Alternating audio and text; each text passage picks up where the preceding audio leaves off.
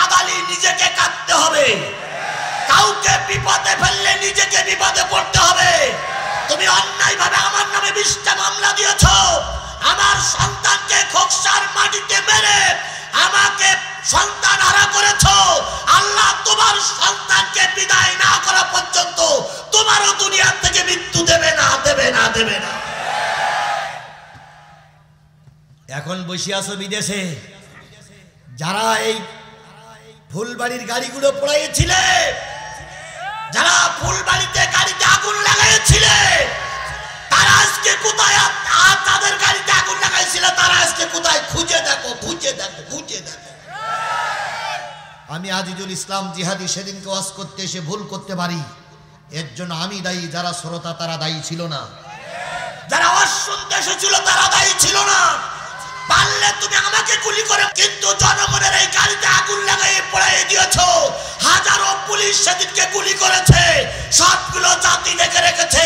এবার ভোট নিতে এসো, জনগণ ভোটের বদলে জুতা দিয়ে পিটাবে, জুতা দিয়ে পিটাবে, জুতা দিয়ে পিটাবে।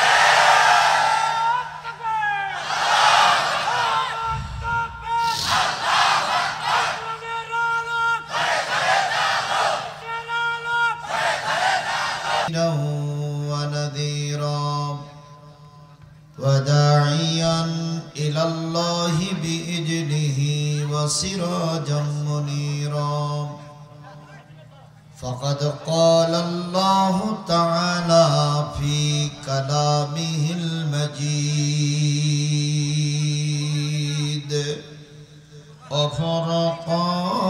وفرقانه الحميد أعوذ بالله من الشيطان الرجيم بسم الله الرحمن الرحيم إن الله عنده علم الساعة وينزل الغيث ويعلم ما في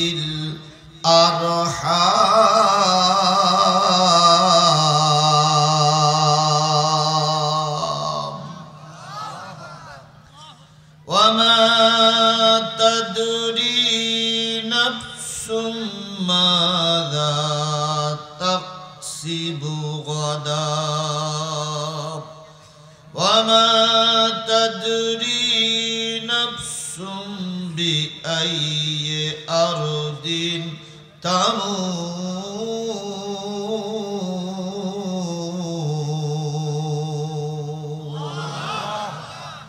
إن الله عليم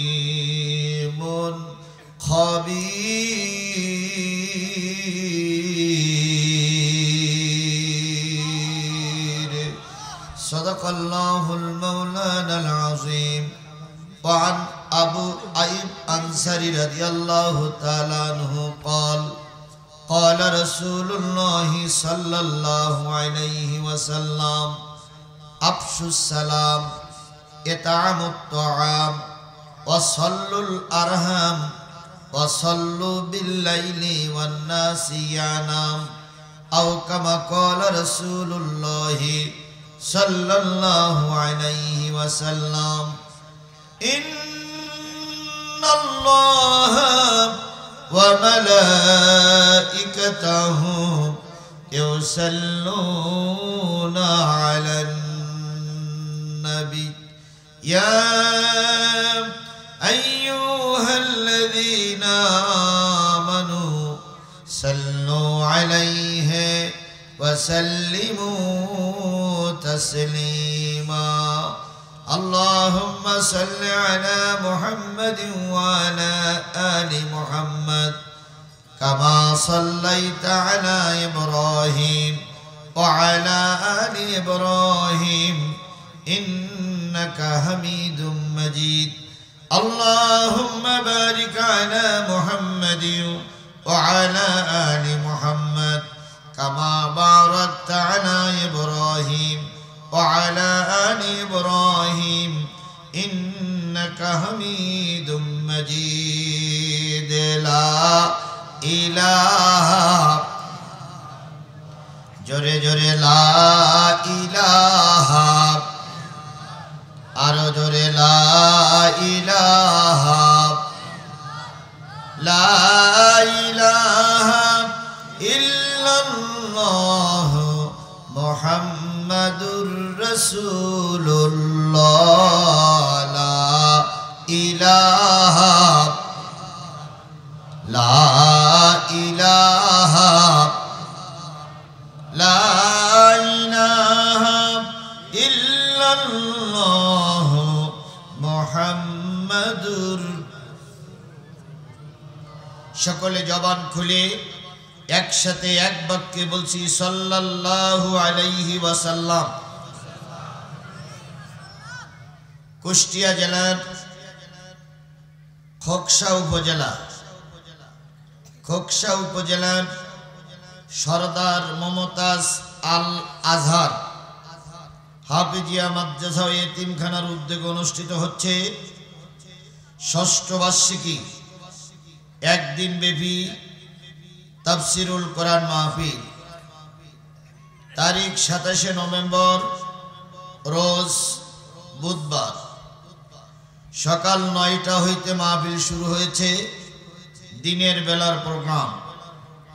আজকের এই 27 নভেম্বরের দিনের বেলার প্রোগ্রামের স্বনামধন্য সম্মানিত সভাপতি জনাব অধ্যক্ষ মোহাম্মদ আনিসুজ্জামান স্বপন, অবসরপ্রাপ্ত খোকসা সরকারি কলেজ খোকসা কুষ্টিয়া। আজকের এই মাহফিলের সার্বিক দায়িত্বে যিনি আছেন আমার অত্যন্ত প্রিয় ভাই। ফুলবাড়ির ময়দানে যখন ওরাই আমাদের পরে আক্রমণ করলো, উজ্জ্বল চেয়ারম্যান ভাই, কাজল চেয়ারম্যান ভাই, তিনি আমার পাশেই ছিলেন। আজকে যার সার্বিক সহযোগিতা হয়েছে জনাব সরদার মনিরুজ্জামান কাজল, সাবেক চেয়ারম্যান সমসপুর ইউনিয়ন পরিষদ। আজকের এই মাহফিলের সম্মানিত প্রধান অতিথি জননন্দিত নেতা জনাব আলহাজ মোহাম্মদ আনোয়ার খান, বিশিষ্ট ব্যবসায়ী ও সমাজসেবক খোকসা।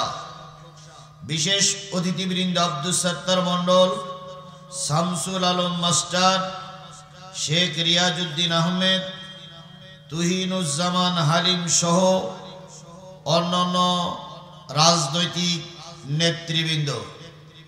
আমার ডান পাশে বসা হাজারো হাফেজদের ওস্তাদ, এই এলাকার অতি পরিচিত মুখ ওস্তাজুল আসাদেজা জনাব হাফেজ মুহাম্মদ আব্দুল্লাহ ভাই, আমি যাকে বড় ভাই হিসেবে মনে করি, তিনি সহ আজকের আলোচকবৃন্দ হাফেজ হজরত মাওলানা আব্দুল মালিক সিরাজি, হাফেজ মাওলানা আসগার আলী সাহেব সহ সকল ওলামায়ে হজরত, খোকসা থানার বিভিন্ন কুঠির থেকে আগত দিনদার পরেজগার মুত্তাকি মুসলমান ভাই ও বন্ধুগণ, সুপ্রিয় সাংবাদিক বন্ধুগণ, পর্দায় অবস্থানরত মা ও বোনেরা, সবাইকে নিয়ে আবারও সালাম বিনিময় করছি।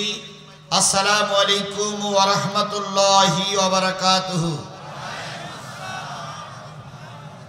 শুকরিয়া আদায় করছি সেই মালিকের, যে মালিক কোরআনুল কারীম, আল্লাহর কোরআন বলার মতন সুন্দর একটা পরিবেশ তৈরি করে দিয়েছেন। এই পরিবেশটা আমাদের কাছে ছিল না। কথা কি ঠিক বললাম না বাড়িয়ে বললাম? আজকে কতই নভেম্বর? এক বছর পিছনে যান, 27 নভেম্বর 2024, ফিরে যান 27 নভেম্বর 2023। এইরকম ওয়াজ মাহফিল, তাফসীর মাহফিল করতে গেলে কমিটির লোকের জুতোর তলা ক্ষয় হয়ে যেত অনুমতির জন্য, অনুমতি দিতই না।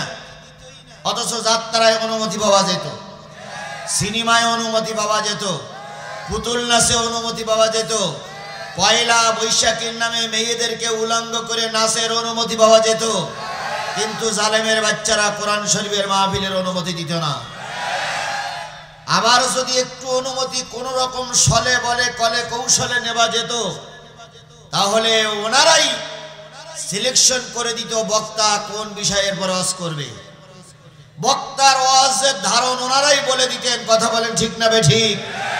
এরপরে বক্তা যদি একটু মিস্টেক করে দুটো একটা কথা বলে ফেলতেন, অনেক সময় বক্তাকে মেরে আহত করে হাসপাতালে পাঠানো হয়েছে। বক্তার মাইক কেড়ে নিয়ে ওনারাই বক্তৃতা করেছে। বক্তাকে পিটাইয়ে গাড়িতে তুলে দেওয়া হয়েছে, বক্তাকে পিটাইয়ে পুলিশের হাতে তুলে দেওয়া হয়েছে। কথা বলেন ঠিক না বেঠিক? এখন কি সেই পরিবেশ আছে? তাহলে এই পরিবেশটা আমাদের কে দিলেন? জোরে বলেন কে দিলেন? আল্লাহ দিয়েছেন আমাদের এই পরিবেশ, আলহামদুলিল্লাহ। এখানে বিএনপির নেতৃস্থানীয়, বিএনপির কেন্দ্রীয় নেতা বা অন্যান্য নেতারা আছে। বিএনপি যদি মনে করে থাকে যেটা আমাদের আন্দোলনের ফসল, আমরা বলবো কথাটা ঠিক নয়।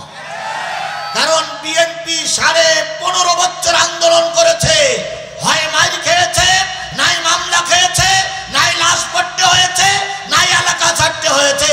কোন আন্দোলনে কাজ হয়নি, হয়নি, হয়নি।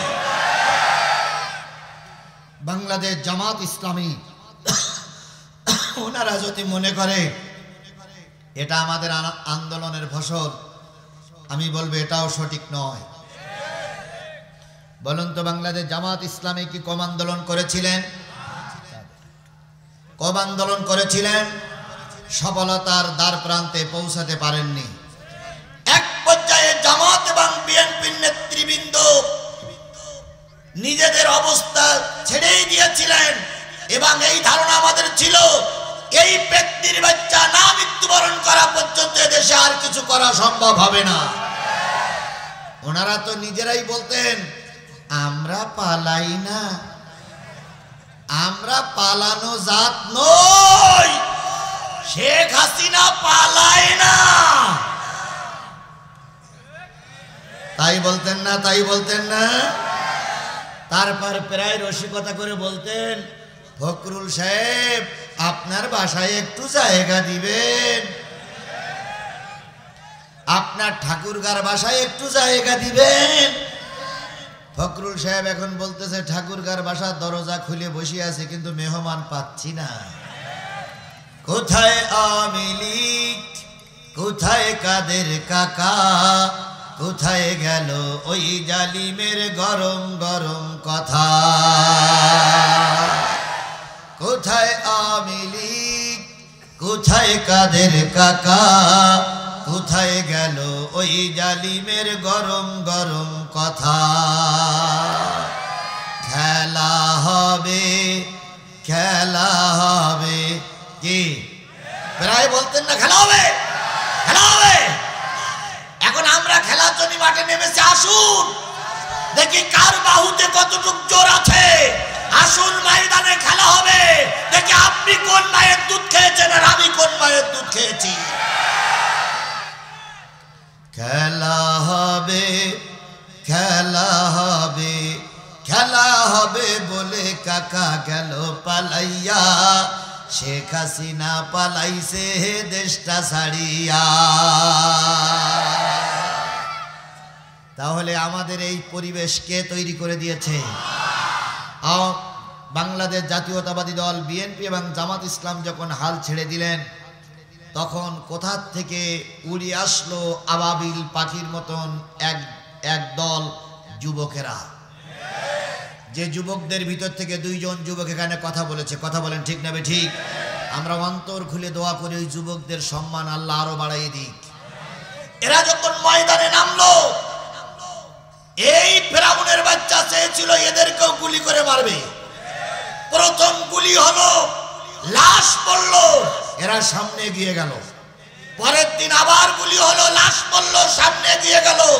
বাধ্য হয়ে এদের কাছে টিকতে না পেরে এত বড় সম্মানিত ব্যক্তি বিমানে চড়ে পালিয়ে যেতে বাধ্য হলো। তাহলে এই পরিবেশটা কে তৈরি করে দিয়েছেন? যে আল্লাহ আমাদের এই পরিবেশটা তৈরি করে দিলেন, সেই আল্লাহর শুকরিয়া আসতে না জোরে? সবাই মিলে বলুন, সেই আল্লাহর শুকরিয়া আসতে না জোরে? তাহলে সকলে মিলে বলছি আলহামদুলিল্লাহ। আরেকটু জোরে বলুন তো আলহামদুলিল্লাহ। সর্বকালের সর্বশ্রেষ্ঠ মহামানব, যার আদর্শে আদর্শিত হয়ে আমরা নিজেকে উম্মত বলে দাবি করি, এই ময়দানে এসেছি, সেই নবীর নামে দুরূদ আর সালাম সবাই মিলে বলছি সাল্লাল্লাহু। বন্ধুগণ, মাঠে এখন ধান, অনেক কর্মজীবী আপনারা, কথা বলেন ঠিক না বেঠিক? একদিন কিষানের কাজ করলে, মাঠে কাজ করলে কত টাকা পাওয়া যায়? 600, 700, 800 টাকা ফেলাই রেখে এখানে এসেছেন নিশ্চয়ই কিছু উপার্জনের জন্য। উপার্জন দুনিয়ায়ও দরকার, আখেরাতেও দরকার। রব্বানা আতিনা ফিদ দুনিয়া হাসানাতাও ওয়া ফিল আখিরাত। দুনিয়ায়ও ভালো দরকার, আখেরাতেও ভালো দরকার, কথা বলেন ঠিক না বেঠিক? দিনের বেলায় কাজ ফেলে এখানে এসেছেন, যদি কিছু নিয়ে যেতে না পারি তাহলে তো কাজ করাই ভালো ছিল। যদি কিছু উপকার না হয় তাহলে তো কাজ করাই ভালো ছিল, কথা বলেন ঠিক না বেঠিক?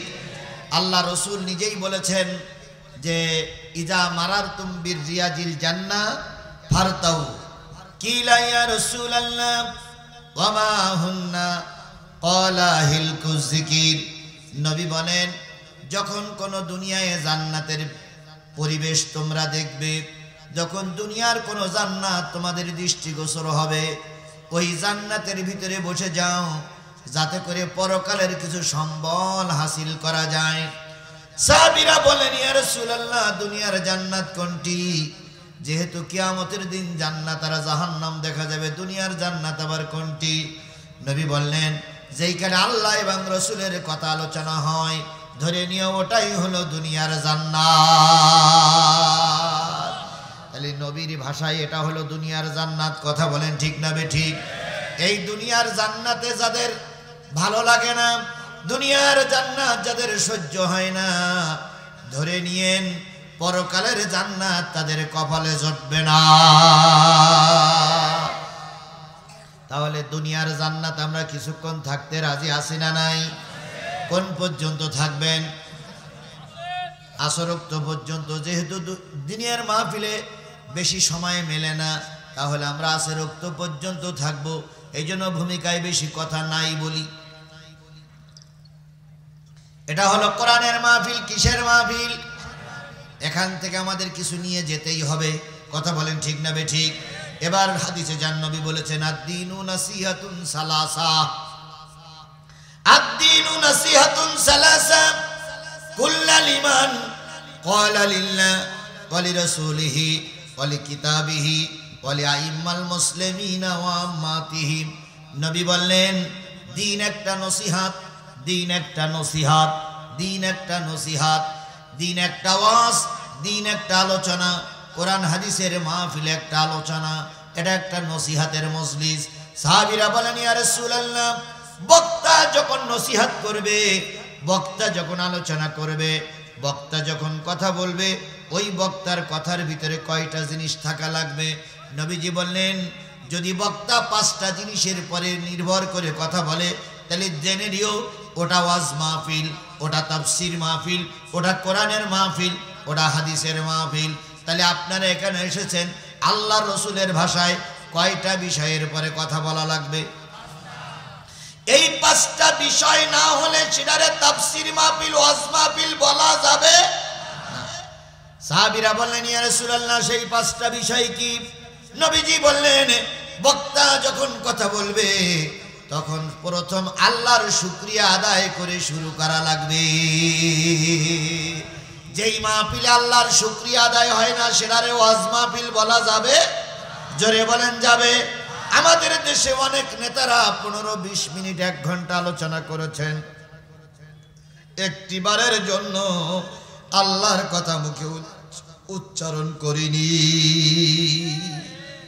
যেভাবেই হোক জাতীয় সংসদের সদস্য হয়েছে, তাই চুরি করে হোক আর ডাকাত করে হোক, আর যেভাবে হয়েছে জাতীয় সংসদে চলে গেল, 20 মিনিট ফলোর পাইল, 20 মিনিট দাঁড়াইয়ে এমপি সাহেব বলতেছে, 20 মিনিট দাঁড়াইয়ে এমপি সাহেব বলতেছে, স্মরণ করছি হাজারো বছরের শ্রেষ্ঠ বাঙালিকে।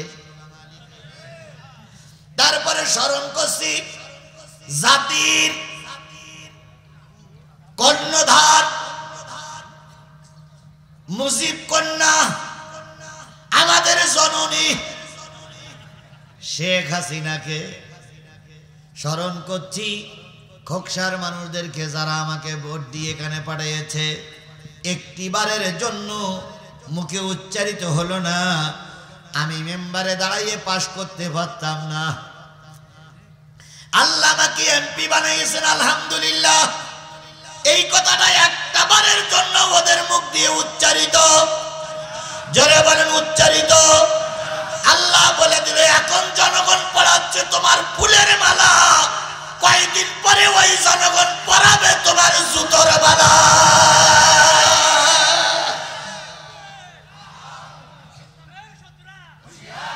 তাই হয়েছে না হয়নি? জোরে বলেন তাই হয়েছে না হয়নি? তোমরা গর্ব করে বলতে, অহংকার করে বলতে তাফসীর মাহফিল করতে দেওয়া হবে না। এখন দেখো প্রতিটা ইউনিয়নে তাফসীর হচ্ছে, হুজুররা আছে তোমরা না। আবার ওনারা বলতেছে যে শর্ট করে ঢুকে বলবো, সীমানার পাশে আছে, কি করে ঢুকবে? আপনারা কাগজ কলম থাকলে লিখে রাখেন, পৃথিবীর ইতিহাস বলে কোন স্বৈরাচার পালাই যাওয়ার পরে আর ফিরে আসতে পারেনি। পৃথিবীর কোন স্বৈরাচার পালাই যাওয়ার পরে আবার ক্ষমতা দখল করতে পারেনি। কথা বলে ঠিক না বেটি? আমরাও গোটা বাংলাদেশের 18 কোটি মানুষ ঐক্যবদ্ধ হয়েছি। প্রয়োজনে আবার রক্ত দেব, প্রয়োজনে সমন্বয়কদের সঙ্গে মিশে আবার জেলে যাব, প্রয়োজনে আবার ফাঁসিতে ঝুলবো, প্রয়োজনে গুলির মুখোমুখি হয়ে দাঁড়াবো। তবু আওয়ামী লীগ নামক সন্ত্রাসীদেরকে বাংলাদেশে আর মেরুদণ্ড সোজা করতে দেওয়া হবে না, হবে না, হবে না।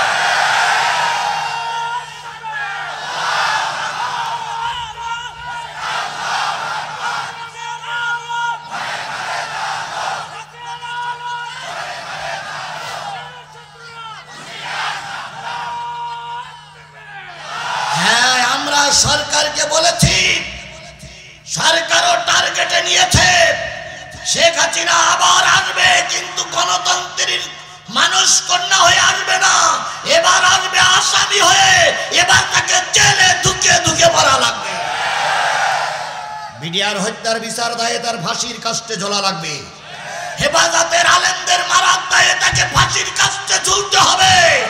আল্লামা সাঈদীর মৃত্যুর জন্য ওই হাসিনাই দায়ী, ওই হাসিনাই দায়ী, ওই হাসিনাই। এরপরে 1600 মতন সমন্বয়ক যুবক, বৃদ্ধ, ছোট বড়, বাচ্চা বুড়ি যুবতীদের মেরে দিয়েছে। এই পেটনির বাচ্চা, এই ফেরাউনির বাচ্চা, এই ফেরাউনির বাচ্চা। সুতরাং আসবে ঠিকই, কিন্তু এবার বিচারের সম্মুখীন হয়ে তাকে অবশ্যই ফাঁসির কাস্টে ঝুলতে হবে। আর উনি আসবে আর আমরা তামাশা দেখব, উনি আসবে আর আমরা আনন্দ দেখব। সে শনিবার অনেক আগেই পাল্টে গেছে। সমন্বয়কদের বলি, তোমরা শুধু ময়দানে নয়, তোমাদের সঙ্গে 18 কোটি মানুষ আছে। তোমরা ময়দানে কাজ চালিয়ে যাও, জাতি তোমাদেরকে সেলুট দিচ্ছে, সেলুট দিবে। এখন বলতেছে আমি চট করে ঢুকে পড়বো, তা আসো, তোমার আসতে মানা করে কেডা? আইসো চট করিয়া, আয়না ঘর তোমার জন্য রাখছি গো সাজায়া। আইসো চট করিয়া, আয়না ঘর তোমার জন্য রাখছি গো সাজায়া। আমরা রিসিপিশনে বৈশাসি, রিসিপিশনে বৈশাসি, জুতোর মালা লইয়া। আয়না ঘর তোমার জন্যে রাখছি গো সাজায়া। নির্বিচারে মারস মানুষ ক্ষমতার লাগিয়া। দিন ধর্ম আর মানবতা সব কিছু ছাড়িয়া বুবু সব কিছু ছাড়িয়া তোমার পাপের শাস্তি ও বুবু তোমার পাপের শাস্তি পাইতে হবে যাইও না ভুলিয়া আয়না ঘর তোমার জন্যে রাখছি গো সাজায়া তাহলে ওয়াজ মাহফিল হতে গেলে সর্বপ্রথম কার কথা বলা লাগবে আমরা কি আল্লাহর শুকরিয়া আদায় করেছি না করিনি 2 নম্বর রাসূলের নামে দুরূদ পড়া লাগবে আমরা কি দুরূদ শরীফ পড়েই শুরু করেছি 3 নম্বর হলো কিতাবিহি যদি এটা ওয়াজ মাহফিল হয় সিরাত মাহফিল হয় তাফসীর মাহফিল হয় 3 নম্বর পজিশন কিসের থেকে কথা বলা লাগবে কোরআন থেকে কথা বলা লাগবে 4 নম্বর আম্মাল মুসলিমিনা ওয়া আম্মাতিহি সাধারণ মুসলমান যারা আসছে কোরআন শোনার জন্য তাদের কিছু উপকার হয় এমন কোন কথা বক্তার মুখ দিয়ে বাহির হওয়া লাগবে যদি সাধারণ মানুষের কোনো উপকারে না আসে সেটা ওয়াজ মাহফিল হতে পারে না 5 নম্বর আম্মাতিহি এই যে নেতারা বসে আছে এই নেতাদের কিছু কথা কোরআন হাদিস থেকেই বলা লাগবে তাহলে কয়টা বিষয়ের সমন্বয়ে ওয়াজ মাহফিল তাফসীর মাহফিল 1 নম্বর কার কথা আমরা কি আল্লাহর শুকরিয়া আদায় করেছি 2 নম্বর কার কথা রাসূলের কথা আমরা কি রাসূলের নামে দুরূদ শরীফ দিয়েছি 3 নম্বর কিসের কথা কোরআনের কথা এবার 3 নম্বর আমি কোরআন থেকে তেলাওয়াত করেছি সূরাতুল লোকমান কোন সূরা সূরা লোকমানের সর্বশেষ আয়াতটা তেলাওয়াত করেছি তার মানে 34 নম্বর আয়াতটা আমি আপনাদের সামনে তেলাওয়াত করেছি সময় খুবই কম অল্প সময়ের ভিতরে কথা হবে আল্লাহ বলতেছেন ইন্নাল্লাহা ইনদাহু ইলমুস সাআহ নিশ্চয়ই কবে কখন কোথায় কিয়ামত হবে আল্লাহ ছাড়া পৃথিবীর আর কেউ জানে না কিয়ামতের খবর কার কাছে আছে আরো জোরে বলেন কিয়ামতের খবর কার কাছে আছে প্রায় সময় বলতেন যে এই কাজটা করলে কিয়ামত হয়ে যাবে সেই কাজটি কি হয়েছে কিয়ামত চোখে দেখা যায় নাই এইজন্য কিয়ামতের খবর দুনিয়ার কেউ জানে না কে জানে আজকে দিনের মাহফিল হচ্ছে না রাতের মাহফিল হচ্ছে আল্লাহর নবী সাল্লাল্লাহু আলাইহি সাল্লাম মক্কায় ছিলেন হিজরত করে চলে গেলেন কোথায় মদিনায় যেই উঠলেন কার বাড়ি আবু আইয়ুব আনসারীর বাড়ি ওনার বাড়ি কয়েকদিন থাকলেন বেশ কিছুদিন থাকলেন থাকার পরে গোটা মদিনায় ঢেড়া পিটানো হয়ে গেল আল্লাহর রাসূল প্রকাশ্য দিবালোকে সকলের সামনে দিনের বেলায় ওয়াজ করবে আমরা কি রাতে করতেছি না দিনে করতেছি রাসূলের প্রথম সুন্নত উনি এর আগে কখনো প্রকাশ্য ময়দানে ওয়াজ করতে পারেন নাই উনি দিনের বেলায় ওয়াজ করবেন এইটা সমস্ত মদিনায় প্রচার হয়ে গেল মদিনার মানুষেরা নবীজির মুখের কথাগুলো শোনার জন্য দলে দলে ফাঁকা ময়দানে উপস্থিত হলো ওই মাহফিলের ভিতরে 4 শ্রেণীর মানুষ উপস্থিত ছিল 1 নম্বর একদল মানুষ ছিল তারা কাফের তারা কোরআনকে মানত না কোরআনের বিরোধিতা করত কিন্তু রাসূলের কথাগুলো তারা শুনতে এসেছে 2 নম্বর ওই গ্রুপের ভিতরে ছিল মুনাফিক এরা এসেছিল 2 কুল বজায় রাখার জন্য 3 নম্বর ওই মাহফিলের ময়দানে ছিল একদল উৎসুক জনগণ তারা ডাইনেও নাই বামে নয় তারা এসেছিল কি বলে দেখি পরিবেশটা কোথায় গিয়ে দাঁড়ায় আর 4 নম্বর ওই মাহফিলে ছিল একদল নির্ভেজাল মুসলমান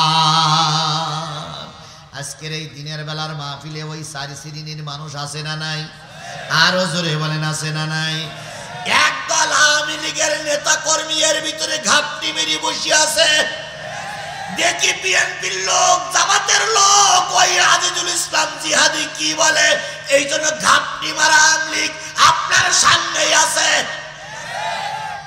তাকাই দেখেন আপনার পাশেই আছে আমি ওদের চিনি আমি ওদের ভালোই চিনি কিন্তু এখন কিছু বলা নিষেধ তাহলে ঘাপটি মারা একদল আওয়ামী লীগের ভিতরে আছে না নাই আর একদল লোক আছে মুনাফিক এরা আসছে হুজুরির কোন জিনিসটা ভুল ধরা যায়। হুজুর 1 ঘন্টা 50 মিনিট কথা বলবে, 1 ঘন্টা 45 মিনিটের আলোচনা ভালো হবে।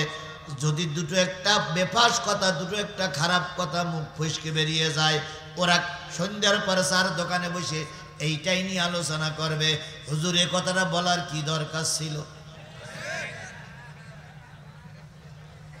1 ঘন্টা 45 মিনিটের আলোচনা ভালো লাগলো, 5 মিনিট একটু উলট পালট হয়ে গেছে, ওইটাই নিয়ে সমালোচনা করবে। এরা হলো জাতিতে মুনাফিক। এ মুনাফিকের মুখে এ মুনাফিকের মাথায় টুপিও আছে, মুখে দাঁড়িয়ে আছে, আবার মাথায় অনেক সময় পাগড়িও থাকে। এরাই বড় বড় আলেমদের নিয়ে সমালোচনা করে। বিশ্বাস করো খোকসার মুসলমানেরা, যদি আলেমরা আলেমদের শত্রু না হতো, আল্লামা সাঈদীর 13 বছরে জেল খাটা লাগতো না। যদি হুজুররা হুজুরদের শত্রু না হতো, মামুনুল হক আমির হামজার জেল খাটা লাগতো না।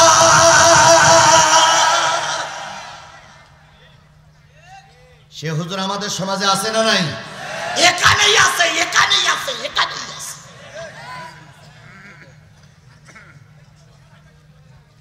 তাহলে মুনাফিক তখনও ছিল, এখনো। বুরের জ্ঞানে জ্ঞানী, ইঞ্জিলের জ্ঞানে জ্ঞানী, ওনাকে পাঠাই দেওয়া হলো হুজুরের ভুল ধরার জন্য। হুজুর কি আলোচনা করে এইটা ভুল ধরার জন্য বড় হুজুরকে মঞ্চে পাঠাই দেওয়া হয়েছে। উনি হলো ইহুদিদের প্রতিনিধি। কাদের প্রতিনিধি? ইহুদিদের প্রতিনিধি। উনি আসছে হুজুরের ওয়াজ শোনার জন্য। কাছে একখান তরবারু আছে, সুযোগ পাইলেই নবীর কাল্লা আলাদা করে ফেলবে। অগণিত মানুষের ভিতর উনি বসে আছে। নবী আবু আইয়ুব আনসারীর বাড়িতে বাহির হয় না, বাহির হয় না, বাহির হয় না। হঠাৎ করে নবী আসলেন। এবার সবাই নবীর দিক তাকালেন, নবীর চেহারা দেখে বিমোহিত হলেন। ওই আব্দুল্লাহ ইবনে সালাম তিনি এক জায়গায় বসে আছেন, তিনি বড় হুজুর ইহুদিদের। তিনি তাগাই দেখতেছে, তাগাই মোহাম্মদ সাল্লাল্লাহু আলাইহি সাল্লামের মাথার থেকে পাত থেকে মাথা পর্যন্ত তাগিয়ে নিজেই বিড়বিড়ি করে বলতেছে, না এ লোক কখনো পথভ্রষ্ট হতে পারে না, এ লোক কখনো মানুষকে বিপদে ফেলতে পারে না। চেহারা দেখেই বুঝলাম ইনি শেষ জামানার নবী, কিন্তু উনি এসেছেন অনেক টাকা খেয়ে মুহাম্মাদের ভুল ধরার জন্য। টাকার কাছে অনেক মৌলবীরা বিক্রি, টাকার কাছে অনেক হুজুররা বিক্রি। কথা বলেন ঠিক না ঠিক? আল্লামা সাঈদীর ফাঁসির রায়ের পরে অনেক মৌলবীরা কুষ্টিয়ায় আনন্দ মিছিল করেছিল। নেজামীর ফাঁসির পরে অনেক মৌলবীরা মিষ্টি বিতরণ করেছিল। সেই মৌলবীরা এর খোকসায়ও দুটো চারটি আছে। আলেমে আলেমে বিভেদে এখন জালেমে জালেমে দোস্তি। আলেমে আলেমে বিভেদে এখন জালেমে জালেমে দোস্তি। পথের ঠিকানা জানা নাই কারো, কে কোথায় পাবে স্বস্তি। আলেমে আলেমে বিভেদে এখন জালেমে জালেমে দোস্তি। পথের ঠিকানা জানা নাই কারো, কে কোথায় পাবে স্বস্তি। আব্দুল্লাহ ইবনে সালাম বসে আছে, নবীর ভুল ধরবে। নবীর চেহারা দেখে বুঝলেন উনি শেষ নবী। নবী যেবার সবাইকে সান্ত্বনা করে ওয়াজ শুরু করলেন, প্রথম আফসুস সালাম। ও আমার জাতি, ও আমার জাতি, ও আমার ইহুদি ভাইরা, ও আমার মুসলিম ভাইরা, তোমাদের কাছে প্রথম একে অপরের ভিতরে সালাম বিনিময় করো। প্রথম কি? সালাম বিনিময় করা। প্রথম নবী ওয়াজ করলেন একে অপরকে কি দাও? সালাম দাও। এবার বলুন তো, সালামের রেওয়াজ কি আমার সমাজে চালু আছে? আরো জোরে বলেন আছে? অবশ্যই আছে। তবে সেটা সবাই চিন্তা করে উমুক আমারে সালাম দেবে, আমি উমুকের সালাম দেব না। আলেম মাদ্রাসার প্রিন্সিপাল তিনি মনে করে আমার সম্মান কত, আমি একজন প্রিন্সিপাল। আর কওমি মাদ্রাসার মুহতামিম তিনি মনে করে আমার কত সম্মান, আমি একজন মুহতামিম। একজন আসতেছে উত্তর দিক থেকে, আর একজন আসতেছে দক্ষিণ দিক থেকে। দুইজন পাশ কাটাই চলে গেল, কেউ কারো সালাম দিল না। কারণ ও মনে করে আমি বড়, এ মনে করে আমি বড়। আপনার খোকসার দিকে না থাকলেও অন্য জায়গায় আছে, কথা বলেন ঠিক না বে ঠিক? মসজিদের ইমাম সাহেব মনে করে সভাপতি আমারে সালাম দেবে, আর সভাপতি মনে করে ইমাম সাহেব আমারে সালাম দেবে, দুইজন সালাম দেয় না, অথচ সালাম আগে দিলে সব বেশি হয় না কম হয়? আরো জোরে বলেন, সালাম আগে দিলে সব বেশি হয় না কম হয়? তাহলে আজকের এই বিশাল কাফেলার থেকে আমরা একটা শপথ নেব, যতদিন বেঁচে আছি সালামটা আগেই দেব। পারবেন? নিয়ত করতে পারবেন যে সালামটা আগে দেব? পারবেন? পারবেন? এখন কেউ যদি মনে করে আমি মাওলানা মানুষ, আরে মাওলানা হয়েছে তাই কি হয়েছে?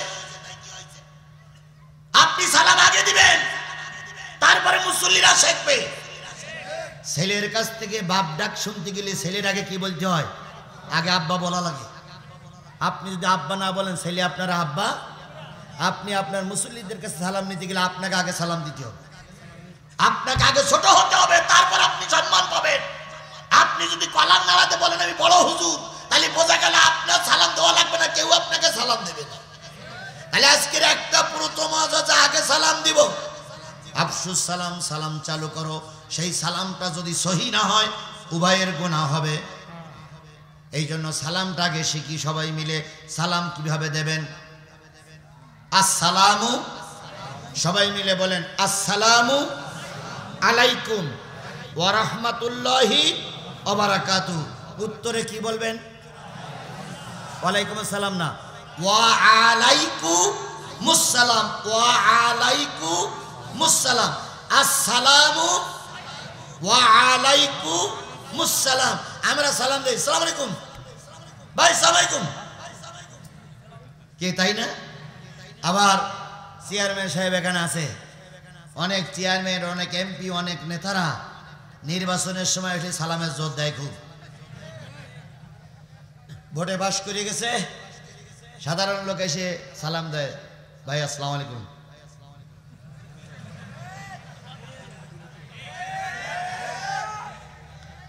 সালামের উত্তর দেয় না, বরং শুধু মাথা নাড়ায়।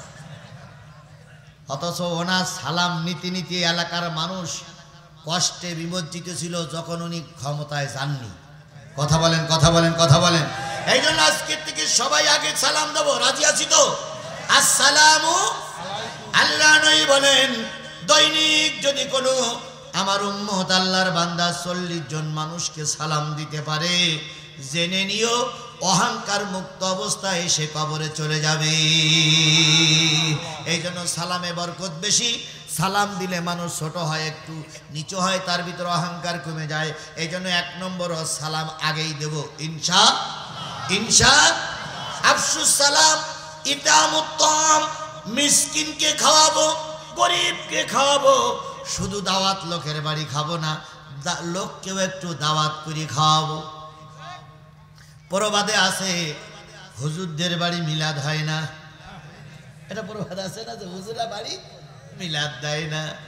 আর একটা প্রবাদ আছে হুজুর কোনোদিন কারো দাওয়াত করে খাওয়ায় না, শুধু হুজুর মা ওয়াজ করে, দাওয়াত করে খাওয়াইলে এই বরকত সেই বরকত, শুধু বরকতের ওয়াজ লোকের জন্য করে, নিজের বাড়ি সাধারণ লোকের কোনোদিন দাওয়াত করে খাওয়ায় না, শুধু হুজুর খেয়ে বেড়ায়। কি কথাকে একটু বাড়াই বললাম ভাই? আচ্ছা বলুন তো, যদি মিসকিনের খাওয়ানে এতই বরকত হয়, আপনি 2 একজন মিসকিন কেন খাওয়ান না? আপনি আমি গল্প করি, আপনি আমি ওয়াজ করি। ইব্রাহিম খলিলুল্লাহ মেহমান ছাড়া খানা খেতেন না, আমার নবী মেহমান ছাড়া খানা খেতেন না।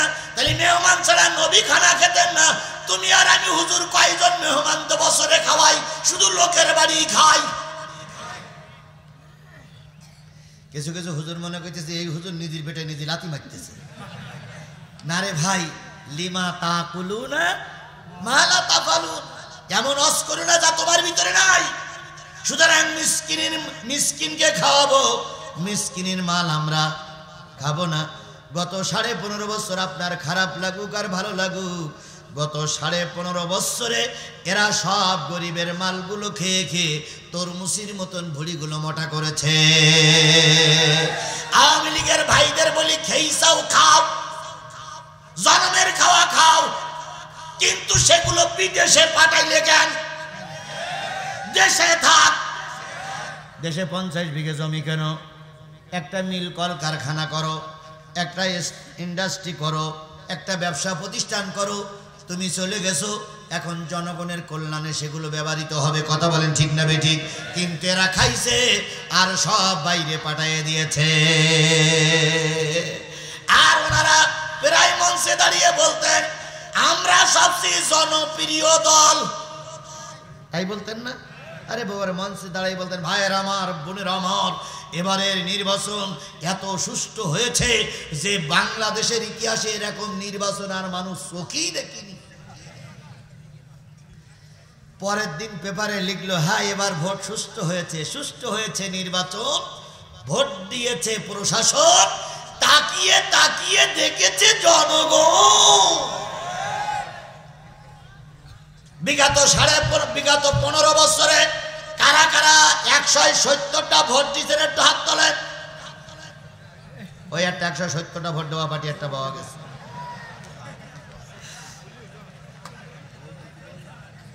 আমরা ভোট দিতেই পারিনি। কথা বলেন ঠিক না ঠিক?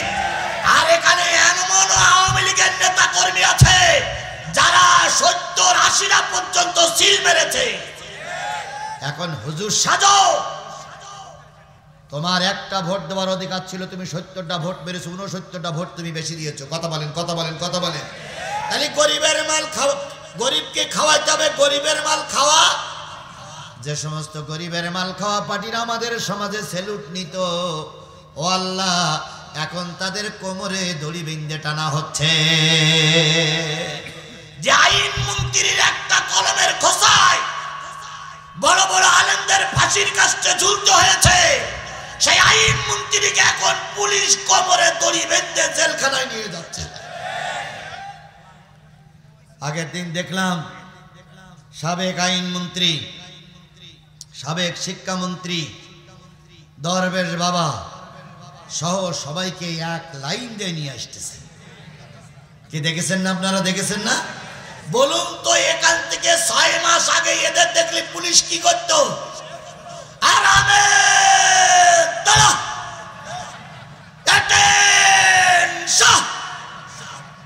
তাই করতো না পুলিশ?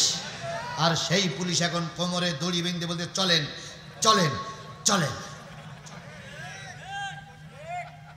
দরবেশ বাবার আইনমন্ত্রী 2 জন ধরা পড়লো ঢাকায়, লঞ্চে চড়িয়ে পালাই যাচ্ছে। এখন একজন দাড়ি কেটেছে আর একজন দাড়ি রেখেছে, একজন দরবেশ সেজেছে আর একজন দরবেশ ঘুষুইয়েছে। তা 2 জনের গেঞ্জি গায়ে দিয়ে হাতে একটা তসবিহ নেছে, সুবহানাল্লাহ সুবহানাল্লাহ সুবহানাল্লাহ সুবহানাল্লাহ। ওরে বাপ রে বাপ, জিবরাইলি ছোট ভাই। তো নৌকায় যখন চড়ে যাচ্ছে তখন একটা ছোট ছেলে বলতেছে এই বড় ভাই, ওই যে সামনে যে লোকটা বসে আছে এই লোকটা যেন চেনা চেনা মনে হয় বড় ভাই, এরে যে টেলিভিশনে দেখেছি। তখন আইনমন্ত্রী বলছে না না না না না, কত লোক দেখার মতন এক চেহারার লোক থাকে, আমি টেলিভিশনে যাইনি। 3-4 জন লোক এসে বলতেছে না তুমি সেই আইনমন্ত্রী। লা ইলাহা ইল্লাল্লাহ সুবহানাকা ইন্নী কুনতু মিনাজ জালিমিন। পুলিশ এসে ধরার পরেও দোয়া ইউনুস পড়তেছ খুব। পুলিশ ইউনুস সাহেবের কাছে ফোন দিয়েছে, স্যার ধরেছি 2 মালের, কিন্তু দোয়া ইউনুস পড়তেছে। ইউনুস সাহেব তখন বলতেছে ওর বলে দে ইউনুস আর পড়িয়ে লাভ হবে না, ইউনুস এখন বড় চেয়ারে বসে আছে। হেসে উড়াই দেন। শুধু একটা জিনিস মনে রাখবেন, কাউকে কাঁদালি নিজেকে কাঁদতে হবে, কাউকে বিপদে ফেললে নিজেকে বিপদে পড়তে হবে। তুমি অন্যায় ভাবে আমার নামে 20টা মামলা দিয়েছ, আমার সন্তানকে খোকসার মাটিতে মেরে আমাকে সন্তান হারা করেছ। আল্লাহ তোমার সন্তানকে বিদায় না করা পর্যন্ত তোমারও দুনিয়া থেকে মৃত্যু দেবে না, দেবে না, দেবে না। এখন বসে আছো বিদেশে, যারা এই ফুলবাড়ির গাড়িগুলো পোড়াইছিলে, যারা ফুলবাড়িতে গাড়িতে আগুন লাগাইছিলে, তারা আজকে কোথায়? তাদের গাড়িতে আগুন লাগাইছিল, তারা আজকে কোথায়? খুঁজে দেখো, খুঁজে দেখো, খুঁজে দেখো। আমি আজিজুল ইসলাম জিহাদি সেদিনকে ওয়াজ করতে এসে ভুল করতে পারি, এর জন্য আমি দায়ী। যারা শ্রোতা তারা দায়ী ছিল না, যারা ওয়াজ শুনতে এসেছিল তারা দায়ী ছিল না। পারলে তুমি আমাকে গুলি করে, কিন্তু জনগণের এই গাড়িতে আগুন লাগাইয়ে পড়াইয়ে দিয়েছো। হাজারো পুলিশ সেদিনকে গুলি করেছে, সবগুলো জাতি দেখে রেখেছে। এবার ভোট নিতে এসো, জনগণ ভোটের বদলে জুতা দিয়ে পিটাবে, জুতা দিয়ে পিটাবে, জুতা দিয়ে পিটাবে।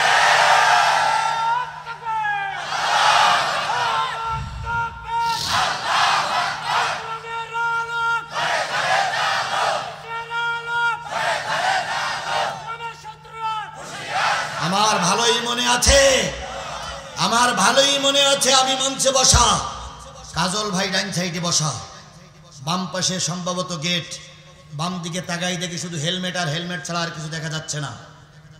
সেদিন পুলিশ বাহিনী, পুলিশ লীগ, আওয়ামী লীগ, ছাত্রলীগ, যুবলীগ, এমপি লীগ সব একসঙ্গে লাইন দিয়েছে আমাকে আর কাজলকে গুলি করে মারবে। কাজল ভাই আমাকে বললেন যে ভাই গাড়ি কোথায়? গাড়িওয়ালার নাম্বার দিলাম, উনি মঞ্চে বসে ফোন করলেন যে গাড়িটা ওখান থেকে সরাই ফেলো। গাড়িটা সরাই ফেলা হলো। গোটা মানুষকে এনে মোনাজাত করার পর পরে চারিদিকটা আক্রমণ শুরু হলো, গাড়িতে আগুন লাগানো হলো, তারপরে ইট পাটকেল ছোড়া হলো, ককটেল বিস্ফোরিত হলো, মানুষ দিক বিদেক ছুটতে শুরু করলো। হাজারো মানুষের ভিতরে শুধু বৃষ্টির বন্যার মতন, বৃষ্টির মতন ইট পড়তেছিল। ওখান থেকে দুইজন ছেলের মাধ্যমে যে কোনো কায়দা আমাকে সরাই দেওয়া হলো। সেদিন আমাদের উপর আক্রমণ করে অনেক মানুষকে সেদিনকে আহত করা হয়েছিল, অনেক মানুষের গাড়ি ঘোড়াগুলো পোড়াই দেওয়া হয়েছিল। তারা আজকে জাতির সাক্ষী আমাদের সামনে। সেদিন তোমরা একটা বারের জন্য তলার ইতিহাস খুঁজুনি। আজকে পালাওয়া তোমাদের কিছু লোক নাকে কান দেয়ার কয় আমরা এখন কোথায় যাব? দেখো তোমার মা চলে গেছে, তোমাদের ফেলে রেখে গেছে, গাই গরু চলে গেছে, বাছুর গুলো ফেলে রেখে গেছে। সুতরাং আর হাম্বা হাম্বা করো না। তোমার ওই মার এদেশে ফিরে আসতে পারবে না, ফিরে আসতে দেওয়া হবে না, হবে না, হবে না, ইনশাআল্লাহ, ইনশাআল্লাহ। আল্লাহ আমাদের সবাইকে ঐক্যবদ্ধভাবে কাজ করার তৌফিক দান করুক। তাহলে এতিমের মাল এতিমকে খাওয়াতে হবে। নবী সবচেয়ে এতিম, নবী সবচেয়ে মিসকিনের হক আদায় করেছে। বেশি কথা বলেন ঠিক না বেঠিক? আল্লাহর নবী মিসকিন ছাড়া খানা খেতেন না। কয়েকদিন মিসকিন পায় না, কয়েকদিন গরিব পায় না, কয়েকদিন অসহায় লোক পায় না। হঠাৎ করে একজন ফকির পেয়ে গেলেন, নবীজি তাকে মেহমানদারি করলেন, মেহমান হিসেবে বাড়ি নিয়ে গেলেন। লোকটি অনেক দিন খায় না। বাড়িতে যাওয়ার পরে যা পেয়েছে, যা ছিল সব জনমের মতন খেয়েছে। রাত্রে পায়খানা লেগেছে, পায়খানায় কোথায় যাবে জায়গা পায় নাই, বিছানাটাই নষ্ট করে ফেলেছে। সকালবেলা লোক চিন্তা করলো, মেহমানদারি হলো, খাইলাম, আবার বিছানা নষ্ট করলাম। নবী যদি সকালবেলা ঠিক পায় আমাকে হয়তো মেরে আহত করবে, তাই সকাল হওয়ার আগেই সে পালিয়ে চলে গেল।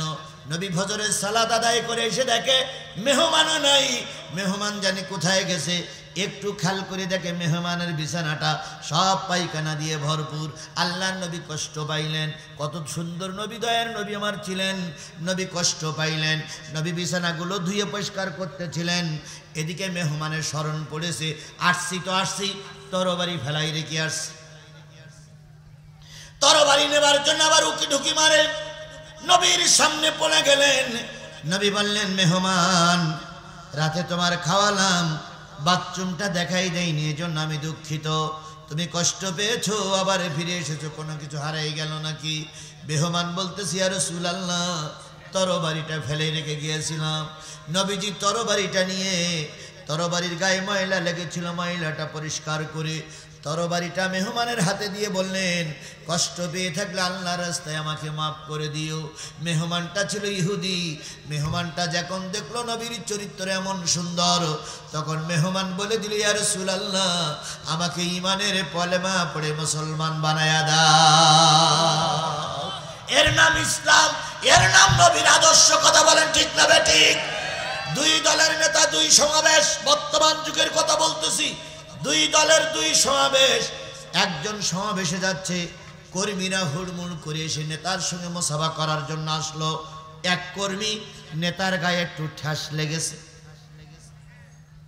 নেতা রেগে মেগে কর্মীর গালে দিল এক থাপ্পড়।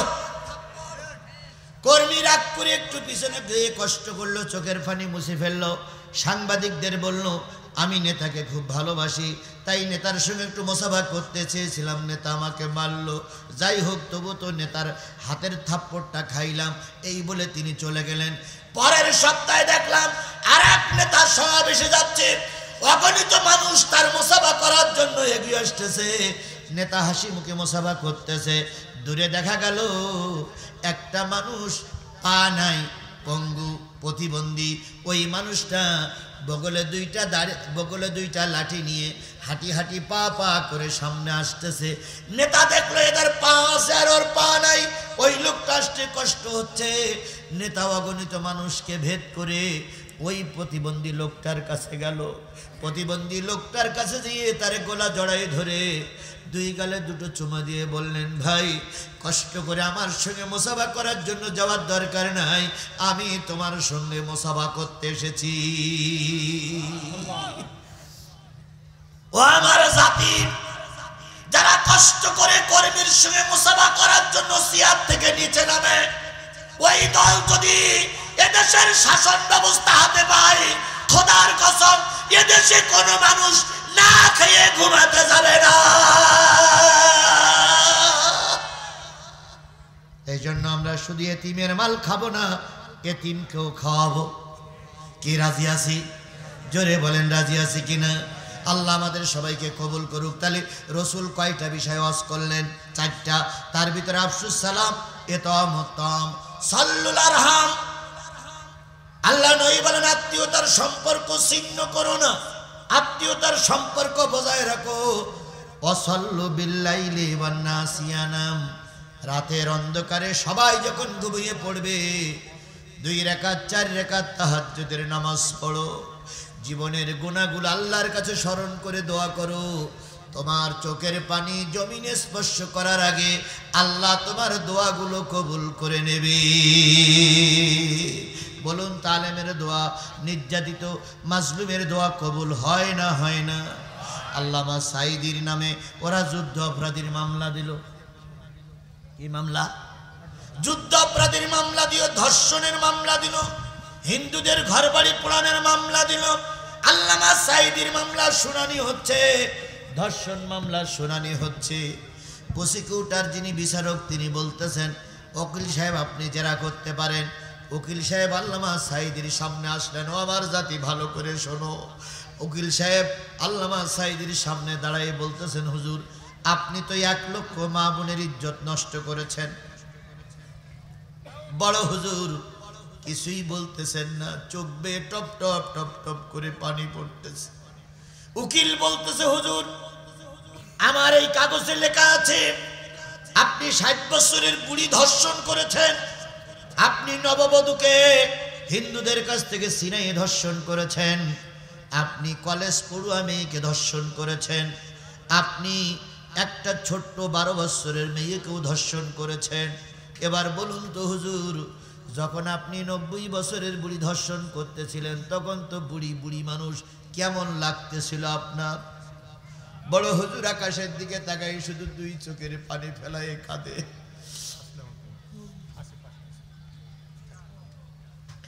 এরপরে ওই উকিল জেরা করতেছে, হুজুর, একজন বিয়ে করে বাড়ি নিয়ে যাচ্ছে, কপালে সিঁদুর আছে, হাতে শাঁখা আছে, এই মহিলাটার আপনি তুলে নিয়ে ধর্ষণ করলেন বাগানে ফেলায়, আপনার কেমন লাগলো? আল্লামা সাঈদী কোনো কথা বলতেছেন না। আল্লাহর কোরআনটা বুকের পরে করে নিয়ে বাম হাতে কোরআন শরীফটা জড়াইয়ে ধরে ডান হাতে পানির বোতলটা নিয়ে অবলোক নয়নে তাকাই তাকাই দেখতেছে, জাতি আর কত নিচে নামবে।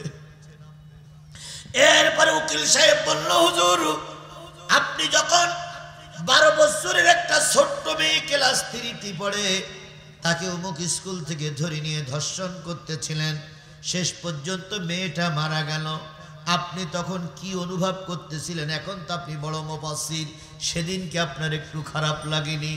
আল্লামা সাঈদী এ কথা শোনার পরেও চুপ থাকলেন। সকলের রায়, সকলের কথা শোনা হয়ে গেল।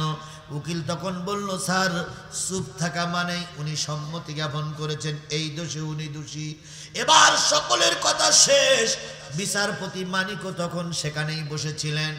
আল্লামা সাঈদী বললেন, ও প্রসিকিউটর, ও বিচারক, আমার একটা কথা এবার শোনো। তোমরা যে কথাগুলো, তোমরা যে ডকুমেন্টগুলো পেশ করেছো, এটার সঙ্গে আমি কোনো অবস্থায় জড়িত ছিলাম না।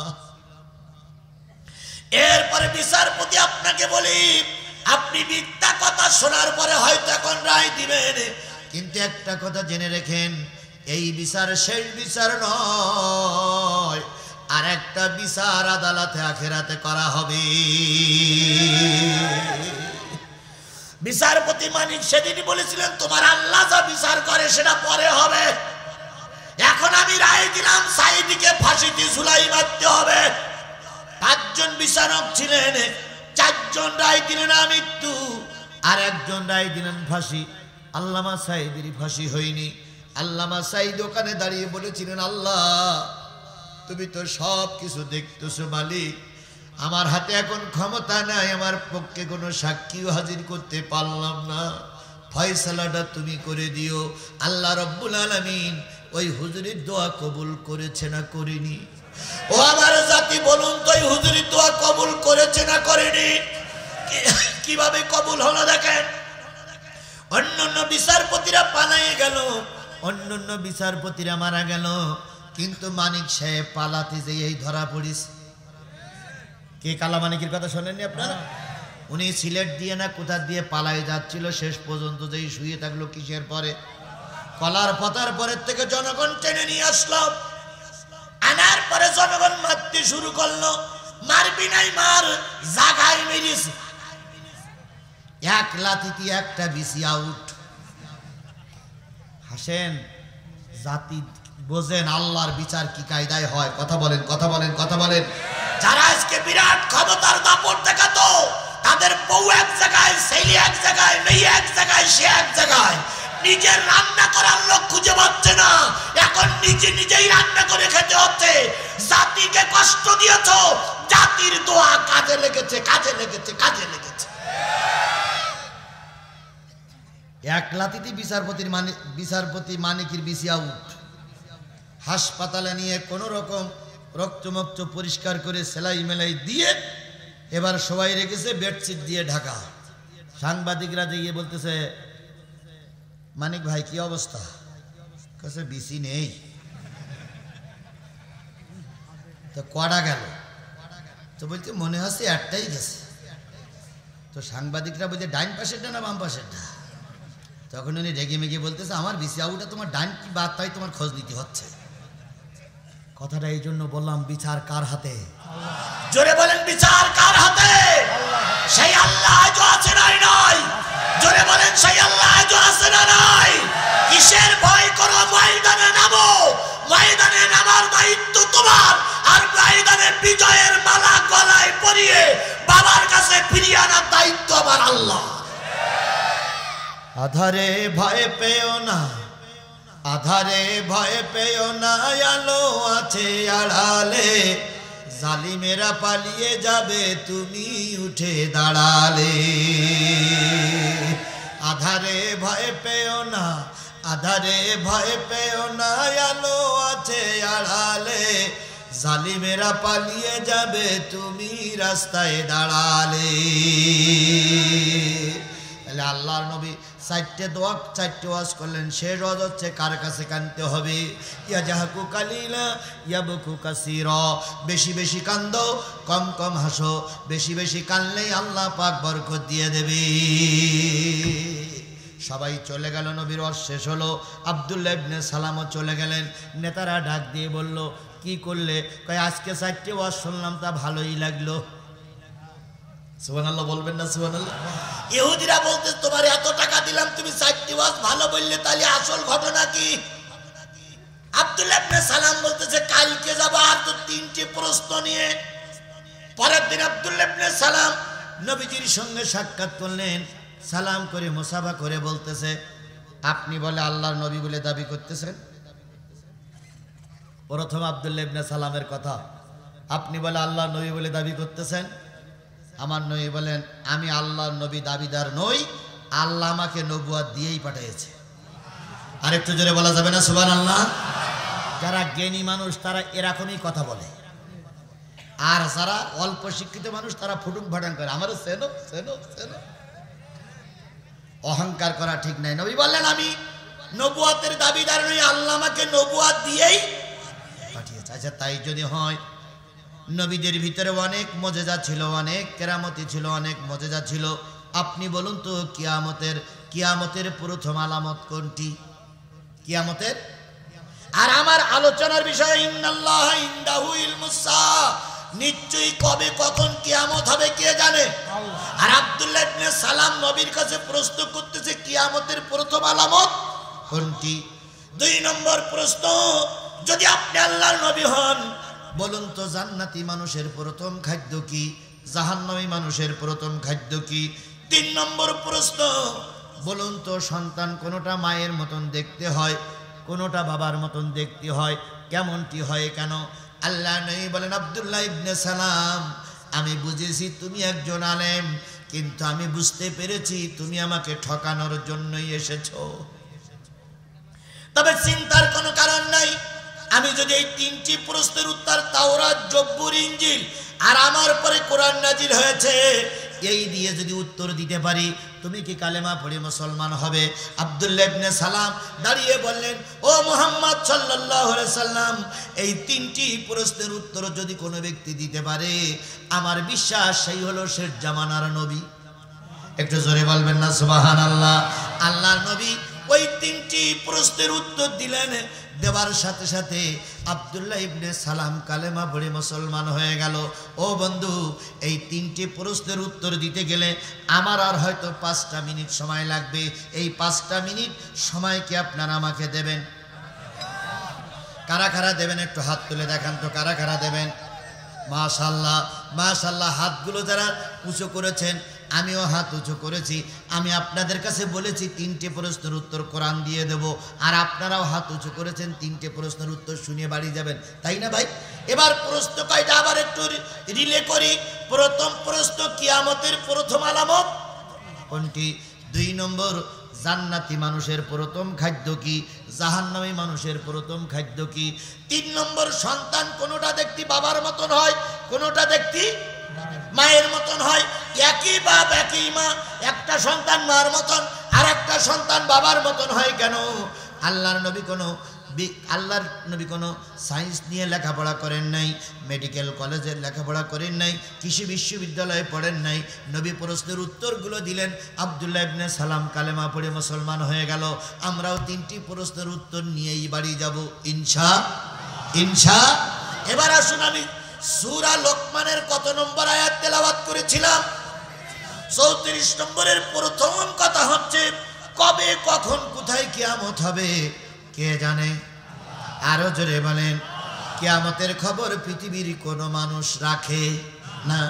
2 নম্বর, ওয়ায়ুনাজ্জিলুল গায়স, কবে কখন কোথায় কোন মেঘে বৃষ্টি হবে আল্লাহ ছাড়া আর কেউ জানে না। কিন্তু আমাদের শেখ হাসিনা জানতো, বিশ্বাস করেন উনি জানতো। কিভাবে জানতো? উনি প্রায় বলতেন, আমি মানুষের হায়াত বাড়াই দিছি। আগে মানুষের গড় হায়াত ছিল হলো 60 বছর, আমি আসার পরে 80 বছর হয়েছে, আমরা সবাই মিলে 20 বছর হায়াত বাড়াই দিছি। তাহলে উনি কত বড় আল্লাহ চিন্তা করে, উনি 20 বছর হায়াত বাড়াই দিয়েছে। তারপর এক সমাবেশে বলেছিলেন, এই মোবাইলগুলো তোমাদের হাতে কে দিয়েছে কে দিয়েছে কে দিয়েছে? কিছু দালাল বললে আপনি দিয়েছেন আপনি দিয়েছেন। আচ্ছা বলেন, আমার টাকায় মোবাইল কেনলাম, আর দেশে শেখ হাসিনা, এ যারা বলে এসি বড় দালাল আর পৃথিবীতে আছে? এরকম কিছু দালাল হুজুরও আমাদের ছিল। এক এমপি সাহেব এক মসজিদে নামাজ পড়তে গেছে, এখন এমপি সাহেবের কাছে মসজিদটা করিয়ে নেবে, তাই এমপি সাহেবের পেয়ে পায়ে হাত দিয়ে সালাম টালাম করি, মোসাফাটারও করি। ইমাম সাহেব বলতেছে, স্যার এই শেখ হাসিনার নাম কোরআন শরীফে আছে স্যার। শেখ হাসিনা এমন একটা ভালো মানুষ যে ওনার নাম কোরআন শরীফে আছে। তো এমপি সাহেব বলতেছে, আল্লাহ আমি তো কোনোদিন শুনিনি। তো হুজুর আপনি কি নিজে পড়েছেন? হ্যাঁ পড়েছি। তো বলছি হুজুর একটু বলে দেন দিন, তাহলে আমি সমাবেশে যেই বলবো। কারণ শেখ হাসিনার নাম লিখতে লিখতে হজরত শেখ হাসিনা রহমতুল্লাহ আলাই লিখেছিল বলে অনেকে বলতেন হজরত শেখ হাসিনা রহমতুল্লাহ আলাই। তারপরে ওই কি বলে ওই আপনার ওই জয়পুরহাটের এক এমপি বলেছিলেন মুজিবারের শেষে রাদিয়াল্লাহু তাআলা লেখা উচিত। বলেন তো রাদিয়াল্লাহু তাআলা লিখতে হয় কাদের নামের পিছনে? সাহাবীদের নামের পেছনে, আর ওদের নামের পিছনে রাদিয়াল্লাহু তাআলা লিখতে হয়। এমপি সাহেব বলতেছে হুজুর একটু দয়া করে সেই আয়াতটা একটু পড়েন তো। হুজুর পড়তেছে রব্বানা আতিনা ফিদ দুনিয়া হাসিনা অফিল আখিরাতে হাসিনা। কত বড় বিয়াদব, কত বড় বিয়াদব! আয়াত বিকৃতি করে শেখ হাসিনার টেনে নিয়ে এসেছে কিছু টাকার লোভে। এরকম অর্থলোভী কিছু টুপিওয়ালা আমাদের এই সমাজে আগেও ছিল, এখনো আছে, এখানেও আছে। কথা বলে ঠিক তবে ঠিক। যত আলেমরা মার খেয়েছে তার জন্য এই টুপিওয়ালারা দায়ী, টুপিওয়ালারা দায়ী, টুপিওয়ালারা দায়ী। গোটা বাংলাদেশে আমি সফর করি, আমার একটা ছোট্ট একটা আইডিয়া হয়েছে। সেই আইডিয়াটার মূল বক্তব্য হলো যদি বাংলাদেশের সব ডানপন্থী দলগুলো এক থাকে, সব টুপিওয়ালারা যদি একজোটে থাকে, আগামী সংসদ হবে কোরআনের সংসদ, আগামী দেশ হবে কোরআনের দেশ। আমার ভাই কাজল ভাই, এনার টুপি আছে, এনার মুখে দাঁড়িয়ে আছে, পাঞ্জাবি আছে। এনারা কি ডাইন পক্ষের লোক না বামের পক্ষের লোক? ডাইন বলাকের লোক। এই ডাইন বলাকের লোকগুলো যদি সব এক থাকি আমরা, আগামী দেশ হবে টুপিওয়ালার দেশ, আগামী দেশ হবে কোরআনওয়ালার দেশ, আগামী দেশ হবে ইসলামপন্থীদের দেশ। কোন বাতিল পন্থীরা মাথা উঁচু করতে পারবে না, পারবে না, পারবে না। কিন্তু আমাদের দেশের একদল টুপিওয়ালারাই এখন ইতিমধ্যে ষড়যন্ত্র করতে শুরু করেছে।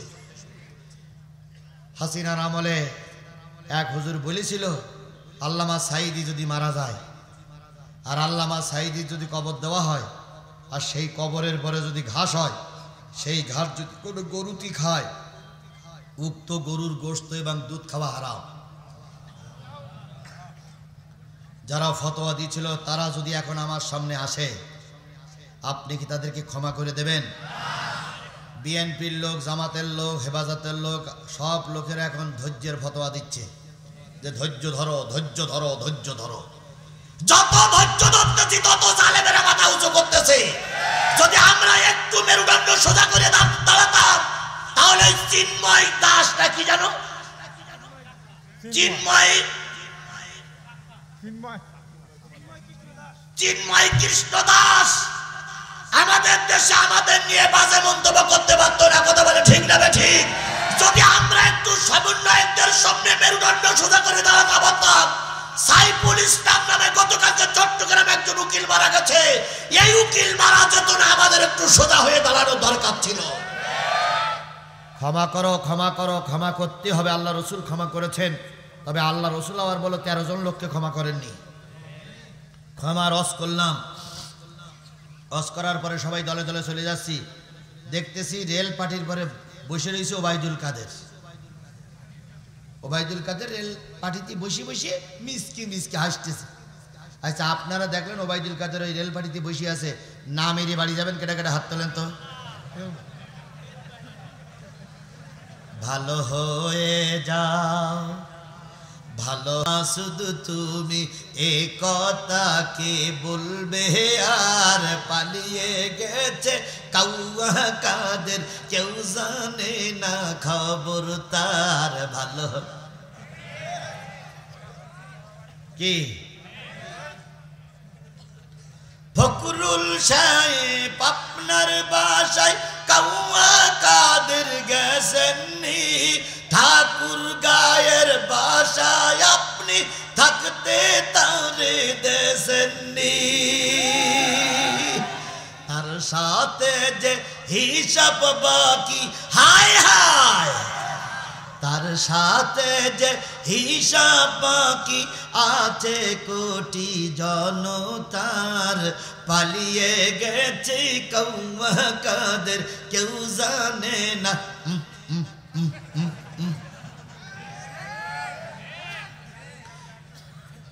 আল্লামা সাইদির একটা ওয়াজ আমার মনে পড়ে। এক সাপ গেছে সাইদির কাছে মুরিদ হতি। আপনারা জানেন না সে ওয়াজ? বড় হুজুর জানে। সাপ গেছে হুজুরের কাছে কি হতি? তো হুজুর বলছে তোর মতন সাপের আমি মুরিদ করবো না।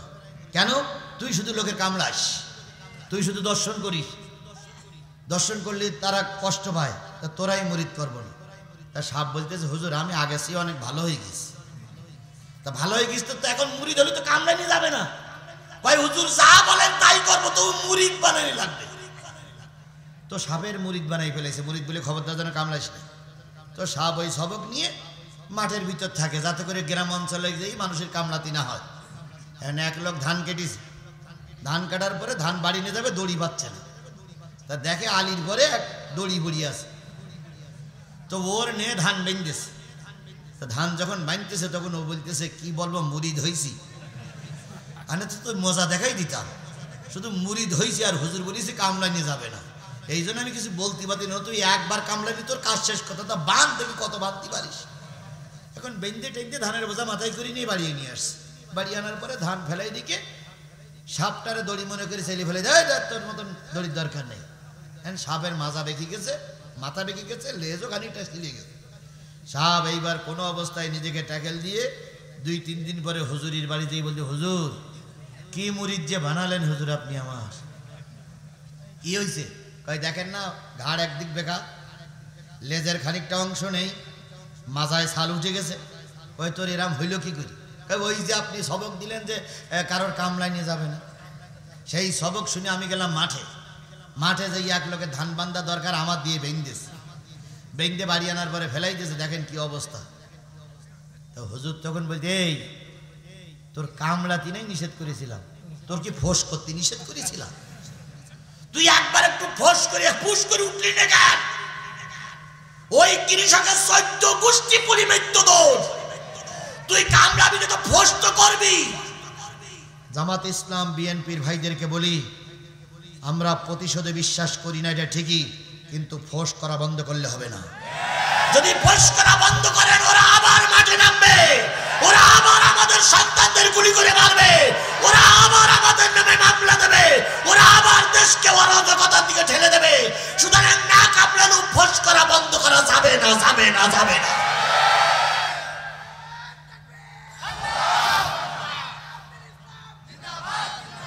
আমার সঙ্গে আপনারা কি সবাই একমত? সবাই একমত? তাহলে আজকের থেকে শপথ নিতে হবে যতদিন বেঁচে আছি ততদিন পর্যন্ত কোরআনের পক্ষে থাকবো। কারা কারা থাকতে রাজি আছেন? 2 হাত উঁচু করে আল্লাহরে দেখান, জোরে একটা তাকবীর দিবেন। নারায়ে তাকবীর, লিল্লাহি তাকবীর, আল্লাহু আকবার। হকতামান আমি বলেছিলাম সূরা লোকমানের কয় নম্বর আয়াত? 34 নম্বর আয়াত, শেষের আয়াতের কথা বলছি। 2 নম্বর পয়েন্টে কথা বলেছে, 3টে পয়েন্ট বাকি আছে। আর বাকি আছে আমার ওই 3টে প্রশ্নের উত্তর। এই 3টে প্রশ্নের উত্তর দেবার এই 3টে পয়েন্টে কথা বলবো। আজান হয়েছে, আমরা এখানে বাজামাত নামাজ পড়বো। এখন একটা লোক উঠবেন না, একটা লোক উঠবেন না, উঠলেই কিন্তু কোরআনের খোঁজে বসেন। ভাই আপনিও নামাজি আমিও নামাজি, আমি একবার বেনামাজি না। বসেন বসেন, এ মুরব্বী বসেন, মুরব্বী মুরব্বী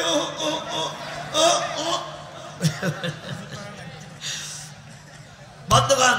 তাহলে এই কোরআনের মাহফিল আমরা শেষ করে মোনাজাত করে যাব, ঠিক না ভাই? আমার নামে 20টা মামলা।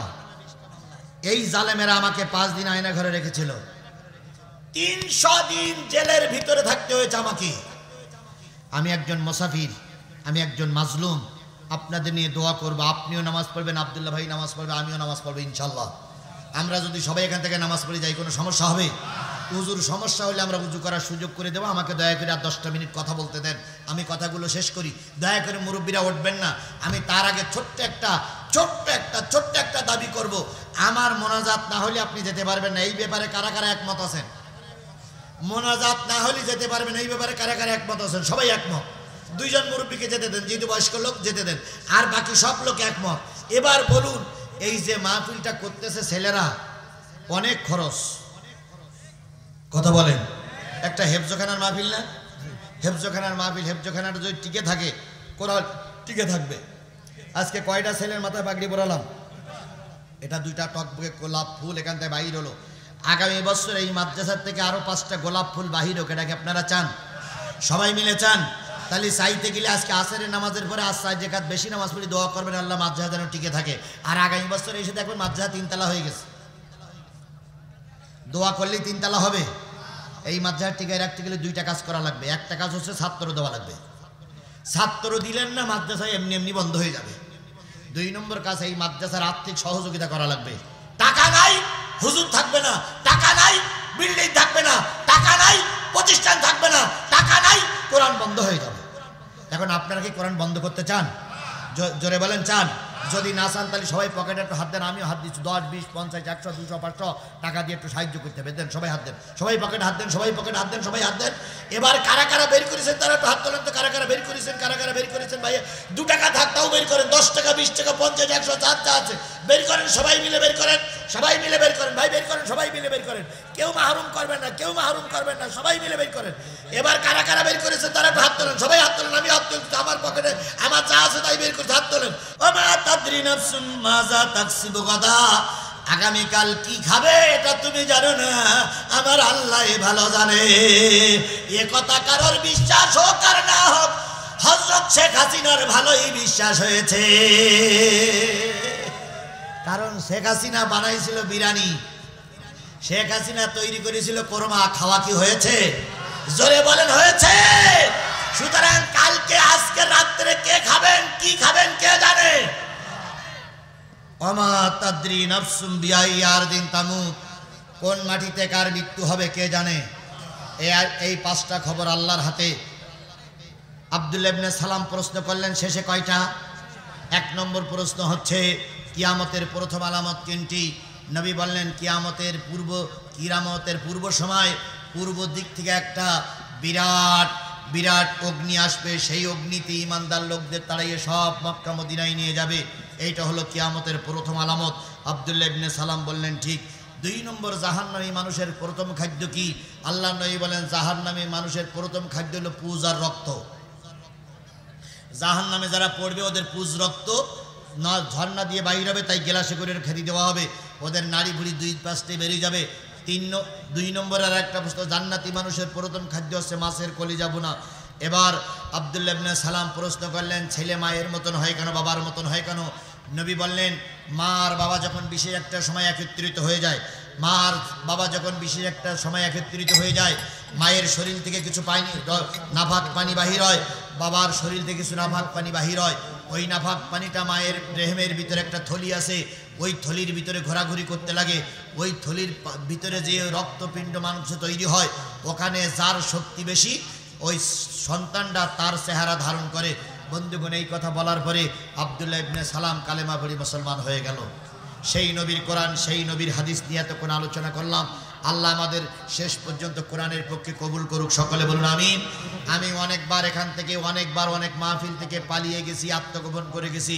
এখন আর সেই সময় আছে? জোরে বলেন সেই সময় আছে? তাহলে এখনই আজান হবে, আমি ছেড়ে দেবো মোনাজাত করে। এখনই আজান হবে, আজানের পরেই এখানে জামাতবদ্ধ হব। আমিও আপনাদের সঙ্গে নামাজ পড়ে আজকে আব্দুল্লাহ ভাই ইমামতিতে আমরা নামাজ শেষ করে এখান থেকে সবাই বিদায় নেব ইনশাআল্লাহ। বারবার আব্দুল্লাহ ভাইয়ের কথা বলতেছি কেন জানেন? কুষ্টিয়ার মাটিতে আসার জন্য আব্দুল্লাহ ভাই এবং হাফেজ মুর্শিদ আজকে এখানে আসেনি। এদের অনুদান আমার সবচেয়ে বেশি। এরাই আমাকে সর্বপ্রথমে এই এলাকায় নিয়ে আসছে। সুতরাং তারপর অনেক অনেক জায়গায় আসছে। ইনি আমার বড় ভাইয়ের মতন, আপনার যেমন পরিচিত ব্যক্তি আমারও পরিচিত ব্যক্তি। আমি ওনার মাদ্রাসায় থেকেছি, ওনার তত্ত্বাবধানে আমি খানাপিনা করেছি। উনি আমাকে মেহমানদারি করেছেন বিগত 12-13টা বছর। জালেমেরা আমাদের আসতে দেয়নি, আমাদের মন ছিল আসা যায়নি। এই জন্য উনি আমার ভাই, সবাইকে নিয়ে দোয়া করব। আর কেউ এবার সবাই আস্তাগফিরুল্লাহ পড়ি, আস্তাগফিরুল্লাহ রব্বি। ও আচ্ছা, উনি মাজুর বলে আরেকজন ইমামতি করবে, ঠিক আছে, বড় হুজুররা আছে ইমামতি করবেন। ভাই আমরা তওবা করি, আর তার ভিতরে 2-1,000 টাকা দেওয়ার মতন যদি কেউ থাকেন মাদ্রাসার জন্য, যদি কেউ থাকেন তার জন্য খাস দোয়া আস্তাগফিরুল্লাহ রব্বি মিন কুল্লে।